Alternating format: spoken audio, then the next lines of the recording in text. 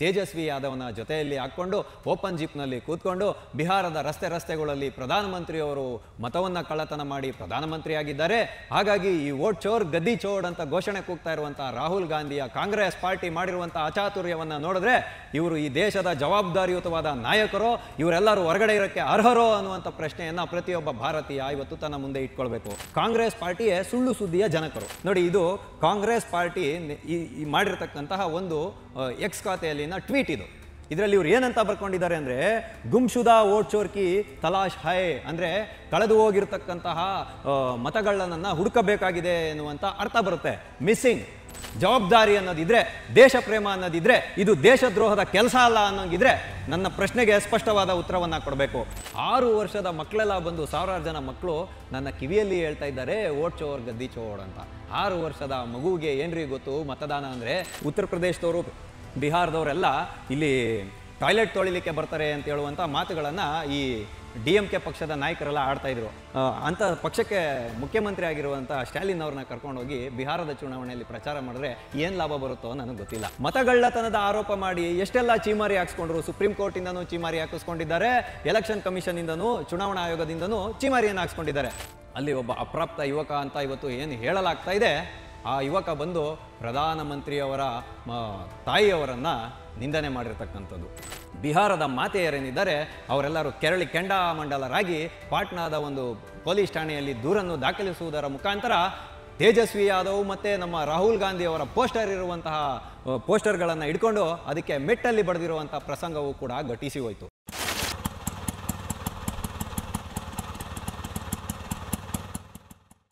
TV ವಿಕ್ರಮದ ಸಮಸ್ತ ವೀಕ್ಷಕರಿಗೆ ಆಟೋವಾಲಾ ಕಾರ್ಯಕ್ರಮಕ್ಕೆ ಆತ್ಮೀಯವಾದ ಸ್ವಾಗತ.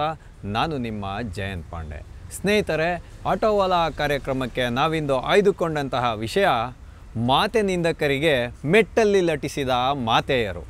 ಹೌದು ಸ್ನೇಹಿತರೆ, ಇಂಥ ಒಂದು ಘಟನೆ ಬಿಹಾರದ ಪಾಟ್ನಾದಲ್ಲಿ ನಡೆದೇ ಹೋಯಿತು. ಮೆಟ್ಟಲ್ಲಿ ಯಾರಿಗೆ ಲಟಿಸಿದ್ರು, ಯಾಕಾಗಿ ಲಟಿಸಿದ್ರು ಅನ್ನುವಂಥ ವಿಷಯವನ್ನು ನಾನಿವತ್ತು ನಿಮ್ಮ ಮುಂದೆ ಹಂಚ್ಕೊಳ್ಳೋನಿದ್ದೀನಿ.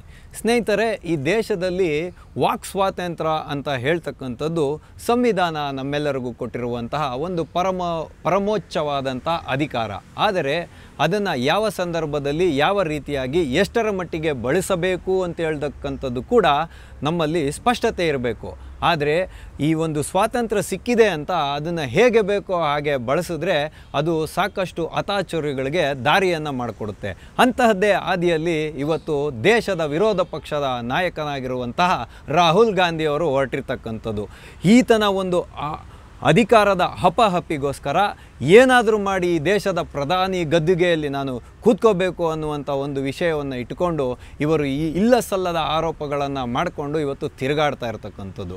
ಹಾಗಾಗಿ ಎಲ್ಲ ವಿಧವಾದ ಪ್ರಯತ್ನಗಳು ಮುಗಿದೋದಾಗ ದೇಶದ ಸ್ವಾಯತ್ತ ಸಂಸ್ಥೆಗಳ ಮೇಲೆ ಇಲ್ಲ ಸಲ್ಲದ ಆರೋಪಗಳನ್ನು ಮಾಡ್ತಾ ಇದ್ದಂಥ ಈ ರಾಹುಲ್ ಗಾಂಧಿಯವರು ಇವಾಗ ವೋಟ್ ಚೋರ್ ಗದ್ದಿ ಚೋಡ್ ಅನ್ನುವಂಥ ಒಂದು ಅಭಿಯಾನವನ್ನು ಕೈಗೊಂಡಿದ್ದಾರೆ.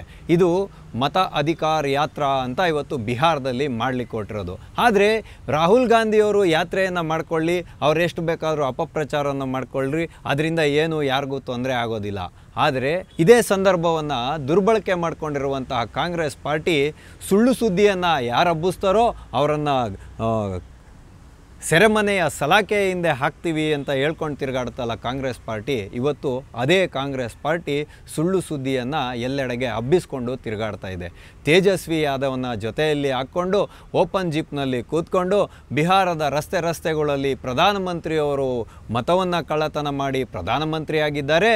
ಹಾಗಾಗಿ ಈ ವೋಟ್ ಚೋರ್ ಗದ್ದಿ ಚೋಡ್ ಅಂತ ಘೋಷಣೆ ಕೂಗ್ತಾ ಇರುವಂಥ ರಾಹುಲ್ ಗಾಂಧಿಯ ಕಾಂಗ್ರೆಸ್ ಪಾರ್ಟಿ ಮಾಡಿರುವಂಥ ಅಚಾತುರ್ಯವನ್ನು ನೋಡಿದ್ರೆ ಇವರು ಈ ದೇಶದ ಜವಾಬ್ದಾರಿಯುತವಾದ ನಾಯಕರೋ, ಇವರೆಲ್ಲರೂ ಹೊರಗಡೆ ಇರೋಕ್ಕೆ ಅರ್ಹರೋ ಅನ್ನುವಂಥ ಪ್ರಶ್ನೆಯನ್ನು ಪ್ರತಿಯೊಬ್ಬ ಭಾರತೀಯ ಇವತ್ತು ತನ್ನ ಮುಂದೆ ಇಟ್ಕೊಳ್ಬೇಕು.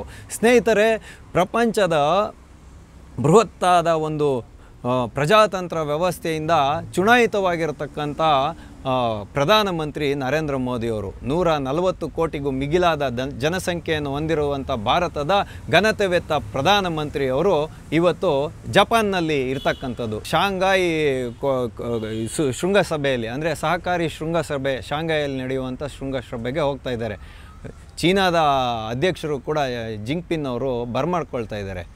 ಹಾಗಾಗಿ ಇಂಥ ಸುಸಂದರ್ಭದಲ್ಲಿ ದೇಶನ ಆರ್ಥಿಕ ಸಂಕಷ್ಟದಲ್ಲಿ ಸಿಲುಕಿಸಬೇಕು ಅಂತ ಡೊನಾಲ್ಡ್ ಟ್ರಂಪ್ ಅಂತ ಹೇಳುವಂತಹ ಅಮೇರಿಕದ ಅಧ್ಯಕ್ಷ ಎಣದಿರುವಂತಹ ಬಲೆಯಲ್ಲಿ ಸಿಲುಕಿಕೊಳ್ಬಾರ್ದು. ದೇಶದ ಆರ್ಥಿಕತೆಯನ್ನು ಸರಿದಾರಿಗೆ ತರಬೇಕು, ದೇಶವನ್ನು ಸಕ್ಷಮ ಮಾಡಬೇಕು, ಸದೃಢ ಮಾಡಬೇಕು, ಬಲಿಷ್ಠ ಮಾಡಬೇಕು ಅಂತ ಅವಿರತವಾಗಿ ಶ್ರಮಿಸ್ತಿರುವಂಥ ಪ್ರಧಾನಮಂತ್ರಿಗಳು ಸಹಕಾರಿ ಶೃಂಗಸಭೆಗೆ ಹೊರಟು ನಿಂತಿರುವಂಥ ಸಂದರ್ಭದಲ್ಲಿ ಈ ಕಾಂಗ್ರೆಸ್ ಪಾರ್ಟಿ ಮಾಡಿರುವಂಥ ಎಡವಟ್ಟು ಇವತ್ತು ತುಂಬ ಕೋಪವನ್ನು ತರಿಸಿದೆ.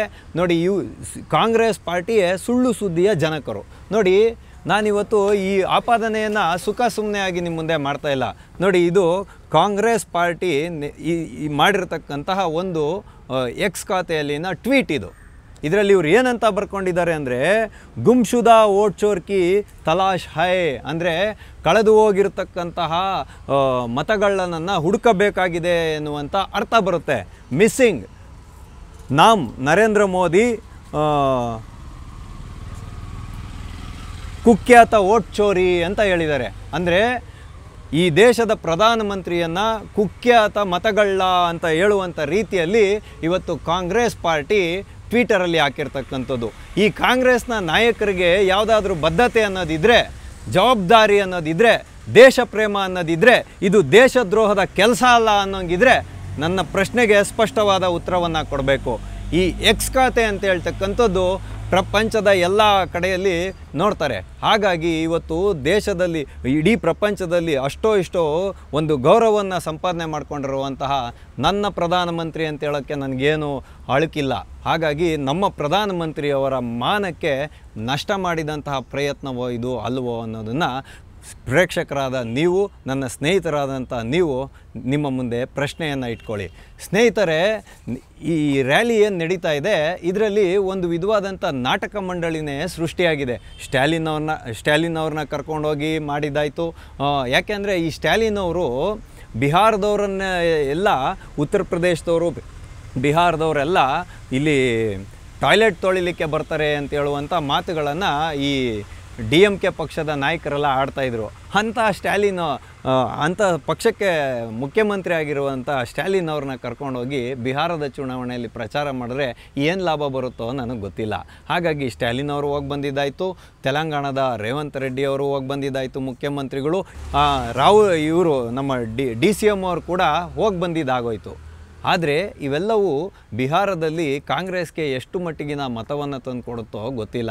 ಹಾಗಾಗಿ ರಾಹುಲ್ ಗಾಂಧಿಯವರು ಈ ಒಂದು ಸಂಚನ ಯಾಕೆ ಮಾಡಿದ್ದಾರೆ ಅಂತ ಹೇಳಿದ್ರೆ, ತೇಜಸ್ವಿ ಯಾದವ್ ಅವರಿಗೆ ಇಂಡಿ ಮೈತ್ರಿಕೂಟದ ಎಲ್ಲ ನಾಯಕರು ನನ್ನ ಬೆಂಬಲಕ್ಕೆ ನಿಂತ್ಕೊಳ್ತಾರೆ.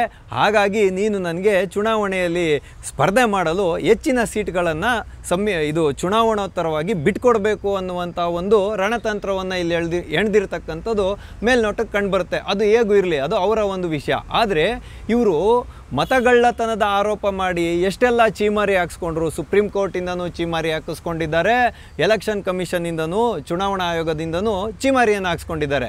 ಆದರೆ ಅಂತಿಮವಾಗಿ ಸುಪ್ರೀಂ ಕೋರ್ಟ್ ಕೊಟ್ಟಿರುವಂಥ ಸೂಚನೆ ಏನು ಅಂತ ಹೇಳಿದ್ರೆ, ಇವತ್ತು 60 ಲಕ್ಷಕ್ಕೂ ಮಿಗಿಲಾದ ಮತದಾರರನ್ನು ಕೈಬಿಟ್ಟಿದ್ದಾರೆ, ಇದು ಒಂದು ಮತಗಳ್ಳತನ ಅಂತ. ಅಂದರೆ ಇವಾಗ 60 ಲಕ್ಷಕ್ಕಿಂತ ಹೆಚ್ಚಿನ ಮತದಾರರನ್ನು ಮತಪಟ್ಟಿಯಿಂದ ಕೈಬಿಟ್ಟರೆ ಎಷ್ಟು ಮತಗಳನ್ನು ಕೈಬಿಟ್ಟಿದ್ದಾರೋ ಅಷ್ಟು ಮತಗಳು ಕಳ್ಳತನ ಆಗುತ್ತೆ ಅಂತ ಹೇಳ್ತಕ್ಕಂಥದ್ದು ರಾಹುಲ್ ಗಾಂಧಿ ಅವರ ಆರೋಪ. ಈ ವ್ಯಕ್ತಿ, ರಾಹುಲ್ ಗಾಂಧಿ ಅಂತ ಹೇಳುವಂಥ ಈ ವ್ಯಕ್ತಿ ದೇಶದ ಮೇಲೆ ವಿರೋಧ ಪಕ್ಷದ ನಾಯಕನ ಮಹತ್ತರವಾದ ಒಂದು ಜವಾಬ್ದಾರಿಯನ್ನು ಹೊತ್ತಿರೋದು. ದೇಶದ ವಿರೋಧ ಪಕ್ಷದ ನಾಯಕರನ್ನು ಏನಂತ ಕರೀತಾರೆ? ಶ್ಯಾಡೋ ಪ್ರೈಮ್ ಮಿನಿಸ್ಟರ್ ಅಂತ ಕರೀತಾರೆ. ಅಂದರೆ ಪ್ರಧಾನಮಂತ್ರಿಯ ನೆರಳಿದ್ದಂಗೆ. ಪ್ರಧಾನಮಂತ್ರಿ ಮಾಡುವಂಥ ಪ್ರತಿಯೊಂದು ತಪ್ಪು ಹೆಜ್ಜೆಯನ್ನು ಗುರುತಿಸಿ ಜನರ ಮುಂದೆ ಇಡಬೇಕು ಅಂತ ಹೇಳ್ತಕ್ಕಂಥದ್ದೇ ವಿರೋಧ ಪಕ್ಷ ನಾಯಕರ ಒಂದು ನಡಾವಳಿ ಇರಬೇಕಾಗಿರ್ತಕ್ಕಂಥದ್ದು. ಆದರೆ ರಾಹುಲ್ ಗಾಂಧಿ ಅವರು ಇಲ್ಲ ಸಲ್ಲದ ಆರೋಪವನ್ನು ಮಾಡಿಕೊಂಡು 100 ಜನನ ಗುಡ್ಡೆ ಹಾಕ್ಕೊಂಡು ರ್ಯಾಲಿಯಲ್ಲಿ ಓಡಾಡಿದ ಕ್ಷಣ ಮತಗಳ್ಳತನ ಆಗಿದೆ ಅಂತ ಸಾಬೀತು ಮಾಡಲು ಸಾಧ್ಯವಿಲ್ಲ. ಹಾಗಾಗಿ ಚುನಾವಣಾ ಆಯೋಗ ಇವರಿಗೆ ಸಮಯವನ್ನು ಕೊಟ್ಟಿತ್ತು. ಆದರೆ ಸುಪ್ರೀಂ ಕೋರ್ಟ್ ಏನು ಸ್ಪಷ್ಟಪಡಿಸಿದೆ, ನೀವು ಹಿಂಗೆ ಹಾದಿ ಬೀದಿಯಲ್ಲಿ ಹೇಳ್ಕೊಂಡು ತಿರುಗಾಡೋದ್ರ ಬದಲು BLAಗಳು ಅಂದರೆ ಬೂತ್ ಲೆವೆಲ್ ಏಜೆಂಟ್ಗಳೇನಿದ್ದಾರೆ ಅವ್ರ ಮುಖಾಂತರ ಯಾರ ಹೆಸರುಗಳು ಮತಪಟ್ಟಿಯಲ್ಲಿ ಬಿಟ್ಟೋಗಿದ್ದಾವೋ ಅದನ್ನು ಸೇರಿಸುವಂಥ ಪ್ರಯತ್ನವನ್ನು ಮಾಡಿ ಅಂತ ಚಾಟೀಲಿ ಹೊಡೆದಂಗೆ ಹೇಳಿದ್ರು ಕೂಡ ಇವ್ರಿಗೆ ನಾಚಿಕೆ ಮಾನ ಮರ್ಯಾದೆ ಯಾವುದೂ ಇಲ್ಲದೆ ರಸ್ತೆಗಳಲ್ಲಿ ಈ ರೀತಿಯಾಗಿ ಹೇಳ್ಕೊಂಡು ತಿರುಗಾಡ್ತಾ ಇದ್ದಾರೆ. ಹಾಗಾಗಿ ಇವತ್ತು ದರ್ಭಾಂಗ ಅಂತ ಒಂದು ಜಿಲ್ಲೆಯಲ್ಲಿ ಈ ರ್ಯಾಲಿ ನಡೆಯುವಾಗ, ಮಧುಬನಿ ಜಿಲ್ಲೆಯ ಒಂದು ದರ್ಭಾಂಗ್ ಅನ್ನುವಂಥ ಪ್ರದೇಶದಲ್ಲಿ ರ್ಯಾಲಿ ನಡೆಯುವಾಗ ರ್ಯಾಲಿ ಮುಂದೆ ಹೊರಟೋಗಿರುವಂತಹ ಸಂದರ್ಭವನ್ನು ಇಟ್ಕೊಂಡು ಅಲ್ಲಿ ಒಬ್ಬ ಅಪ್ರಾಪ್ತ ಯುವಕ ಅಂತ ಇವತ್ತು ಏನು ಹೇಳಲಾಗ್ತಾ ಇದೆ, ಆ ಯುವಕ ಬಂದು ಪ್ರಧಾನಮಂತ್ರಿಯವರ ತಾಯಿಯವರನ್ನು ನಿಂದನೆ ಮಾಡಿರ್ತಕ್ಕಂಥದ್ದು.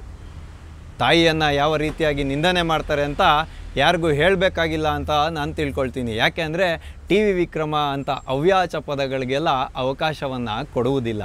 ಹಾಗಾಗಿ ಇದು ಸುಳ್ಳು ಅಂತ ಕಾಂಗ್ರೆಸ್ ಪಾರ್ಟಿ ಸ್ಪಷ್ಟಪಡಿಸಿದ್ರು ಕೂಡ ಈ ಕಾರ್ಯಕ್ರಮದ ಆಯೋಜಕನಾಗಿದ್ದಂತಹ ಕಾಂಗ್ರೆಸ್ ಪಾರ್ಟಿಯ ನಾಯಕ ನೌಶಾದ್ ಕ್ಷಮೆಯನ್ನು ಯಾಚಿಸ್ಬಿಟ್ರು. ಆದರೆ ಈ ವಿಷಯವನ್ನು ಕಂಡಂತಹ ಬಿಹಾರದ ಮಾತೆಯರೇನಿದ್ದಾರೆ ಅವರೆಲ್ಲರೂ ಕೆರಳಿ ಕೆಂಡಾಮಂಡಲರಾಗಿ ಪಾಟ್ನಾದ ಒಂದು ಪೊಲೀಸ್ ಠಾಣೆಯಲ್ಲಿ ದೂರನ್ನು ದಾಖಲಿಸುವುದರ ಮುಖಾಂತರ ತೇಜಸ್ವಿ ಯಾದವ್ ಮತ್ತು ನಮ್ಮ ರಾಹುಲ್ ಗಾಂಧಿಯವರ ಪೋಸ್ಟರ್ಗಳನ್ನು ಹಿಡ್ಕೊಂಡು ಅದಕ್ಕೆ ಮೆಟ್ಟಲ್ಲಿ ಬಡಿದಿರುವಂಥ ಪ್ರಸಂಗವೂ ಕೂಡ ಘಟಿಸಿ ಹೋಯಿತು. ಆದರೆ ನನಗೆ ವೇದಿಕೆ ಸಿಕ್ಕಿತ್ತು, ನನಗೆ ಅಧಿಕಾರವೂ ಬೇಕು, ನನಗೆ ವಾಕ್ ಸ್ವಾತಂತ್ರ್ಯ ಇದೆ ಅಂತ ಹೇಳಿ ರಾಹುಲ್ ಗಾಂಧಿಯವರು ಮಾಡ್ತಾ ಇರುವಂಥ ಆಪಾದನೆಗಳನ್ನು ನೋಡಿದ್ರೆ ಇದು ನಿಜವಾಗ್ಲೂ ಅಪಪ್ರಚಾರವೋ ಅಲ್ಲವೋ ಅನ್ನೋದನ್ನು ಪ್ರಶ್ನೆ ನಾವೆಲ್ಲರೂ ಇಟ್ಕೊಳ್ಬೇಕು. ನೋಡಿ, ಇವ್ರು ಏನು ಹೇಳ್ತಾರೆ ಅಂತ ಹೇಳಿದ್ರೆ ಏಕವಚನದಲ್ಲಿ ಪ್ರಧಾನಮಂತ್ರಿಯವರನ್ನು ಮಾತನಾಡ್ತಾರೆ. ಆ ಕಡೆಯಿಂದ ಟ್ರಂಪ್ ಕರೆಯನ್ನು ಅಂದರೆ ಇಲ್ಲಿ ನಾನು ಎಲ್ಲೆಲ್ಲಿ ರೇ ಅಂತ ಉಪಯೋಗ ಮಾಡ್ತೀನೋ ಅಲ್ಲೆಲ್ಲ ನೇ ಅಂತ ಸೇರಿಸ್ಕೋಬೇಕು ನೀವು.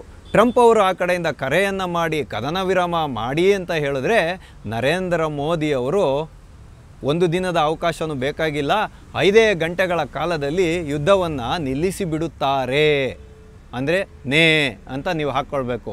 ಈ ರೀತಿಯಾದ ನಿಂದನೆಯನ್ನು ಮಾಡೋದ್ರ ಮುಖಾಂತರ ನರೇಂದ್ರ ಮೋದಿ ಅವರು ಅನ್ನೋದ್ರ ಬದಲು ನರೇಂದ್ರ ಮೋದಿ ಅಂತ ನೀವು ತಿಳ್ಕೊಳ್ಬೇಕು. ಏನೂ ಇಲ್ಲ, ಆತನ ಹಿಂದೆ ಯಾವ ಶಕ್ತಿಯೂ ಇಲ್ಲ, ಅದಾನಿ ಅಂಬಾನಿ ಅವರ ದುಡ್ಡಿನ ಮೇಲೆ ಆಟ ಆಡ್ತಾ ಇರತಕ್ಕಂಥವರು ಪ್ರಧಾನಮಂತ್ರಿಗಳು. ಹಾಗಾಗಿ ಮಾಧ್ಯಮದವರು ಕೊಟ್ಟಂತಹ ಬೆಂಬಲದಿಂದ ಇವತ್ತು ನರೇಂದ್ರ ಮೋದಿ ಅವರು ಇವತ್ತು ಪ್ರಧಾನಮಂತ್ರಿಯ ಗದ್ದುಗೆಯ ಮೇಲೆ ಕುಳಿತಿರ್ತಕ್ಕಂಥದ್ದು ಅಂತ ಹೇಳುವಂತಹ ಮಾತುಗಳನ್ನು ಇವರು ಆಡ್ತಾ ಇರ್ತಕ್ಕಂಥದ್ದು. ಹಾಗಾಗಿ ಟ್ರಂಪ್ ಹೇಳಿದಂಥ ಒಂದು ಇದಕ್ಕೆ ಅಂದರೆ ಕದನ ವಿರಾಮಕ್ಕೆ ನಾನೇ ನಾಂದಿ ಹಾಡಿದೆ ಅಂತ ಹೇಳೋದಕ್ಕೆ ಸ್ಪಷ್ಟನೆಯನ್ನು ಕೊಡಿ ಅಂತ ನಾನು ಕೇಳಿದ್ದಕ್ಕೋಸ್ಕರ ನರೇಂದ್ರ ಮೋದಿ ಸಂಸತ್ ಸದನದಲ್ಲಿ ಎಲ್ಲಿ ಸ್ಪಷ್ಟನೆಯನ್ನೇ ಕೊಡಲಿಲ್ಲ.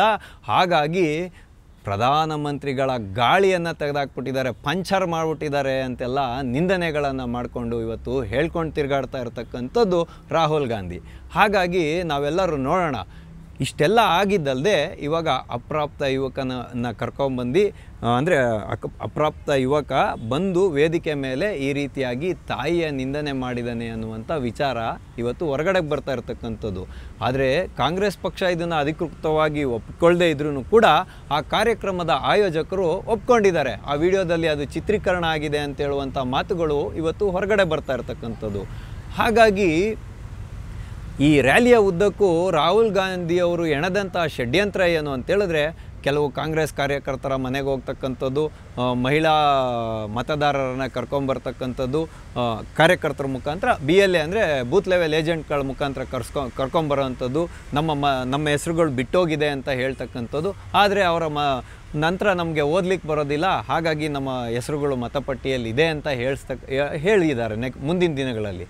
ಹಾಗಾಗಿ ಈಗ ಯಾವುದೋ ಒಂದು ಬೂದ್ಗಯಾದ ಯಾವುದೋ ಒಂದು ಹಳ್ಳಿಯ ಒಂದು ಮನೆಯ ಹೆಸರನ್ನು ತೊಗೊಂಬಂದು ಇದರಲ್ಲಿ 945 ವೋಟ್ಗಳು ರಿಜಿಸ್ಟರ್ ಆಗಿದ್ದಾವೆ ಒಂದೇ ವಿಳಾಸದಲ್ಲಿ ಅಂತ ಹೇಳುವಂತಹ ಅಪಪ್ರಚಾರವನ್ನು ಮಾಡ್ಕೊಂಡು ತಿರುಗಾಡ್ತಾ ಇದ್ದಾರೆ. ನಾವು ಇವತ್ತು ಕೇವಲ ಬಿಹಾರದ ವಿಷಯವನ್ನು ಮಾತ್ರ ನಿಮ್ಮ ಮುಂದೆ ಇಡ್ತಾ ಇಲ್ಲ, ಹರಿಯಾಣ, ಗುಜರಾತು ಎಲ್ಲ ಕಡೆಯ ವಿಷಯವನ್ನು ನಿಮ್ಮ ಮುಂದೆ ಇಡ್ತೀವಿ ಅಂತ ಹೇಳುವಂಥ ಮಾತುಗಳನ್ನು ಹೇಳ್ಕೊಂಡು ತಿರುಗಾಡ್ತಾ ಇದ್ದಾರೆ ರಾಹುಲ್ ಗಾಂಧಿಯವರು. ಅದು ಹೇಗೂ ಇರಲಿ, ಆದರೆ ವೋಟ್ ಚೋರ್ ಗದ್ದಿ ಚೋಡ್ ಅಂತ ಹೇಳ್ತಾ ಇರುವಂಥ ರಾಹುಲ್ ಗಾಂಧಿಯವರು 6 ವರ್ಷದ ಮಕ್ಕಳೆಲ್ಲ ಬಂದು ಸಾವಿರಾರು ಜನ ಮಕ್ಕಳು ನನ್ನ ಕಿವಿಯಲ್ಲಿ ಹೇಳ್ತಾ ಇದ್ದಾರೆ ಓಟ್ ಚೋರ್ ಗದ್ದಿ ಚೋಡ್ ಅಂತ. 6 ವರ್ಷದ ಮಗುವಿಗೆ ಏನ್ರಿ ಗೊತ್ತು ಮತದಾನ ಅಂದರೆ? ಸಾವಿರಾರು ಜನ ಮಕ್ಕಳು ಬಂದು ರಾಹುಲ್ ಗಾಂಧಿಯಲ್ಲಿ ಒಬ್ಬೊಬ್ಬರಾಗೆ ಕಿರ್ಚಿ ಓಟ್ ಚೋರ್ ಗದ್ದಿ ಚೋಡ್ ಅಂದರೆ ಈತನ ಕಿವಿಯ ಟಮಟೆಗಳಿರುತ್ತಾ ಅನ್ನೋಂಥ ಪ್ರಶ್ನೆ ಇವತ್ತು ನಾನು ಮುಂದೆ ಬಂದಿರತಕ್ಕಂಥದ್ದು. ಅದು ಹೇಗೂ ನೆಗೆದು ಬಿದ್ದೋಗಲಿ. ಆದರೆ ಈ ಓಟ್ ಚೋರಿ ಅನ್ನೋದೇನಿದೆಯಲ್ಲ, ಅಂದರೆ ಮತಗಳ್ಳತನ ಅಂತ ಹೇಳೋದು ಇವತ್ತಿಂದ ನಡೀತಾ ಇಲ್ಲ.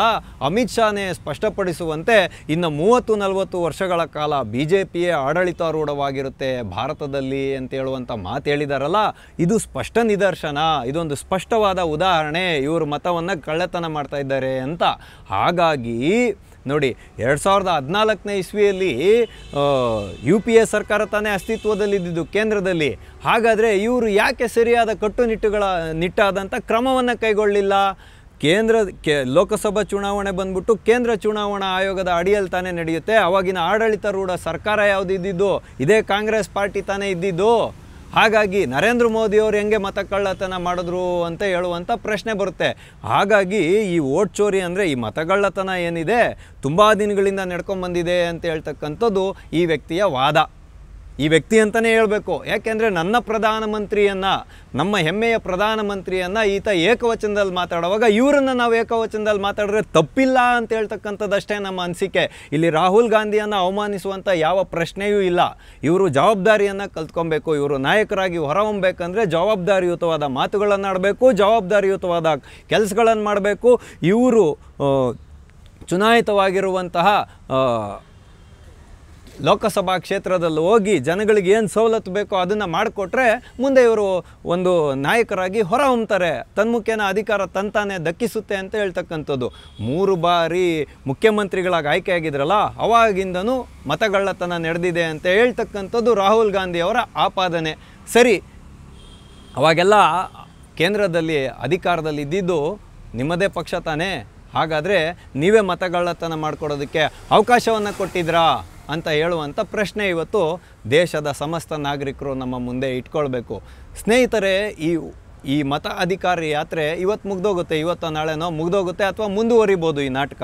ಆದರೆ ಸೆಪ್ಟೆಂಬರ್ 1ನೇ ತಾರೀಕಿಗೆ ಒಳಗೆ ಯಾರದ್ದು ಮತಪಟ್ಟಿಯಲ್ಲಿ ಹೆಸರು ಸೇರುತ್ತೋ ಅದು ಅಂತಿಮ ಮಾಡುತ್ತೆ ಚುನಾವಣಾ ಆಯೋಗ. ಹಾಗಾಗಿ ಇವರು ಎಲ್ಲಿಯೂ ಕೂಡ ಒಬ್ಬನೇ ಒಬ್ಬ ಮುಸಲ್ಮಾನನ ಹೆಸರನ್ನು ಎತ್ತಿ ತೋರಿಸಲೇ ಇಲ್ಲ. ಯಾರ್ಯಾರ್ದು ಮತಗಳು ಹೋಗಿದೆ, ಯಾರ್ಯಾರು ಮತಗಳ್ಳತನ ಮಾಡಿದ್ದಾರೆ, ಎಲ್ಲರೂ ಹಿಂದೂಗಳೇ ಅಂತಲೇ ಇವರು ಪ್ರಚಾರ ಮಾಡ್ಕೊಂಡು ತಿರುಗಿದ್ರು. ಯಾವುದೋ ಮಹಿಳೆಯ ಟೀ ಶರ್ಟನ್ನು ಕೂಡ ಲೋಕಸಭೆಯ ಮುಂದೆ ಹಾಕ್ಕೊಂಡು ಮಾಡಿದ್ದು ಆಗೋಯ್ತು. ಆದರೆ ಇದು ಎಲ್ಲದಕ್ಕೂ ಯಾವುದು ಒಂದು ಸ್ಪಷ್ಟವಾದ ದಾಖಲಾತಿಗಳನ್ನು ಇವರು ಚುನಾವಣಾ ಆಯೋಗದ ಮುಂದೆ ಇಟ್ಟಿಲ್ಲ.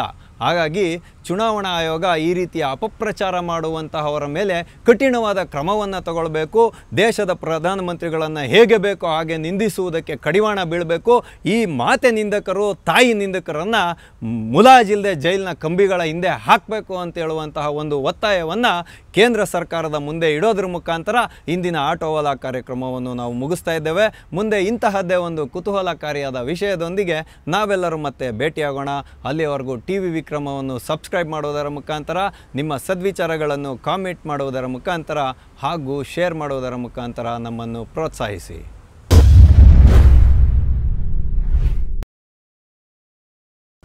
ಸ್ನೇಹಿತರೆ, ಇವತ್ತು ಒಂದು ಸಂತಸದ ದಿನ. ಯಾಕೆ ಅಂತ ಹೇಳಿದ್ರೆ, ನಾನು ಕೂಡ TV ವಿಕ್ರಮದ ತಂಡದ ಜೊತೆಯಲ್ಲಿ ಸೇರಿಕೊಂಡು ರಾಷ್ಟ್ರದ ಪರವಾಗಿ ಧ್ವನಿ ಎತ್ತುವಂತಹ ಒಂದು ಚುಟುಕವಾದ ಕೆಲಸವನ್ನು ಮಾಡ್ತಾಯಿದ್ದೇನೆ. ನಿಮ್ಮೆಲ್ಲರ ಸಹಕಾರದಿಂದ ಇವತ್ತು TV ವಿಕ್ರಮ 10 ಲಕ್ಷ ಚಂದಾದಾರರನ್ನು ಹೊಂದುವುದರ ಮುಖಾಂತರ ಒಂದು ಮಹತ್ತರವಾದ ಸಾಧನೆಯನ್ನು ಮಾಡಿದೆ. ಹಾಗಾಗಿ ನೀವು ನಿರಂತರವಾಗಿ ನಿಮ್ಮ ಸದ್ವಿಚಾರಗಳನ್ನು ನೀವು ಕಾಮೆಂಟ್ ಸೆಕ್ಷನ್ನಲ್ಲಿ ಹೇಳ್ತಾ ಇರಿ, ನಿಮ್ಮ ಅಭಿಪ್ರಾಯಗಳನ್ನು. ಆದರೆ ಯಾರ್ಯಾರು ಕೆಟ್ಟದಾದಂತಹ ಕಾಮೆಂಟ್ಗಳನ್ನು ಮಾಡ್ತಾರೋ ಅವರ ಕಾಮೆಂಟ್ಗಳಿಗೆ ನೀವು ಮರು ಉತ್ತರವನ್ನು ಮಾಡಬೇಡಿ. ನಿಮ್ಮ ಒಳ್ಳೆಯ ಅಭಿಪ್ರಾಯಗಳನ್ನು ನಮಗೆ ಸೂಚಿಸ್ಕೊಡಿ. ಹಾಗಾಗಿ ಆ ಒಳ್ಳೆಯ ಅಭಿಪ್ರಾಯಗಳಿಂದನೂ ಕೂಡ ನಾವು ನಿಮ್ಮೊಂದಿಗೆ ಸಂವಾದವನ್ನು ನಡೆಸಲಿಕ್ಕೆ ಸಾಧ್ಯ ಆಗುತ್ತೆ. ಹಾಗಾಗಿ ಸಮಸ್ತ ಕನ್ನಡಿಗರ ಪ್ರೋತ್ಸಾಹ ಏನಿದೆ TV ವಿಕ್ರಮಕ್ಕೆ ಸಂದಿರ್ತಕ್ಕಂಥದ್ದು ತುಂಬ ಸಂತಸವಾದ ವಿಷಯ. ಹಾಗಾಗಿ ಧರ್ಮದ ಪರವಾಗಿ ನಿಲ್ಲುವಂತಹ, ರಾಷ್ಟ್ರದ ಪರವಾಗಿ ನಿಲ್ಲುವಂತಹ ನಮ್ಮ ಚಿಂತನೆಗಳಿಗೆ ನಿಮ್ಮ ಪ್ರೋತ್ಸಾಹ ಹೀಗೆ ಮುಂದುವರಿಲಿ ಅಂತ ಹೇಳುವಂಥ ವಿನಂತಿಯನ್ನು ನಿಮ್ಮೆಲ್ಲರೊಂದಿಗೆ ಇಡೋದ್ರ ಮುಖಾಂತರ ನಾನು ನಿಮ್ಮಲ್ಲಿ ಹೃದಯಪೂರ್ವಕವಾದ ನಮನಗಳನ್ನು ಸಲ್ಲಿಸ್ತಾ ಇದ್ದೀನಿ. TV ವಿಕ್ರಮ, ದೇಶ ನಿಮ್ಮ ಕೈಯಲ್ಲಿ. ಈ ಕಾರ್ಯಕ್ರಮ ನಿಮಗೆ ಇಷ್ಟ ಆಗಿದ್ದಲ್ಲಿ ಲೈಕ್, ಶೇರ್ ಹಾಗೂ ಕಮೆಂಟ್ ಮಾಡಿ. ಟಿವಿ ವಿಕ್ರಮದ ಕಾರ್ಯಕ್ರಮಗಳನ್ನು ನಿರಂತರವಾಗಿ ವೀಕ್ಷಿಸಲು ಸಬ್ಸ್ಕ್ರೈಬ್ ಮಾಡಿ, ಬೆಲ್ ಐಕನ್ ಒತ್ತಿ.